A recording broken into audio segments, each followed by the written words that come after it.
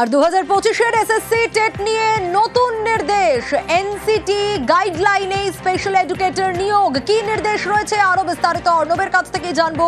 Arnab, 2025-এর SSC TET নিয়ে কি নির্দেশ? দেখো, কিছুক্ষণ আগে বিচারপতি সৌগত ভট্টাচার্য নতুন নির্দেশ জারি করেছেন, যাতে এসএসসি সচিব ক্ষেত্রে নির্দেশ দিয়েছেন যে এনসিটি গাইডলাইন মেনে স্পেশাল এডুকেটর যে নিয়োগ প্রক্রিয়া টেট শুরু করেছে এসএসসি, সেখানে যারা পার্সুইং অর্থাৎ এই স্পেশাল এডুকেটর হওয়ার জন্য প্রশিক্ষণরত রয়েছেন, যে কোনো সময় এই বছরই তারা পাস আউট হবেন, সেই সমস্ত প্রশিক্ষণরতদের এই পরীক্ষার সুযোগ দিতে হবে। এবং 31 জন মামলাকারী এসেছেন, প্রত্যেককে এই পরীক্ষায় বসার নির্দেশ তিনি দিয়েছেন।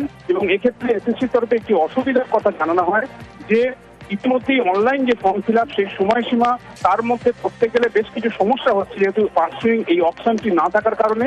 এক্ষেত্রে কাল পুজোর ছুটির আগে শেষ কাজের দিন এসএসসি অফিসে, তাই বিচারপতি সৌগত ভট্টাচার্য নির্দেশ দিয়ে জানিয়েছেন কাল দুপুর 1টার মধ্যে অনলাইন নয় অফলাইনে প্রত্যেক মামলাকারী, এক্ষেত্রে 31 জন রয়েছেন, তাদেরকে অফলাইনে ফর্ম ফিল আপ করতে সুযোগ দিতে হবে, তাদের এই পরীক্ষা বসতে দিতে হবে।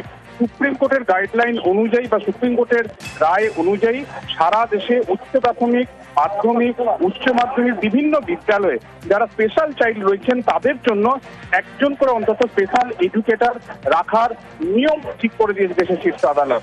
সেই অনুযায়ী এসএসসি এবার স্পেশাল এডুকেটর নেওয়ার জন্য তার প্রক্রিয়া শুরু করেছে, যার প্রথম ধাপ টেট, যেটা ফার্স্ট এসএলএসটি নেওয়া হচ্ছে স্পেশাল এডুকেটরদের জন্য।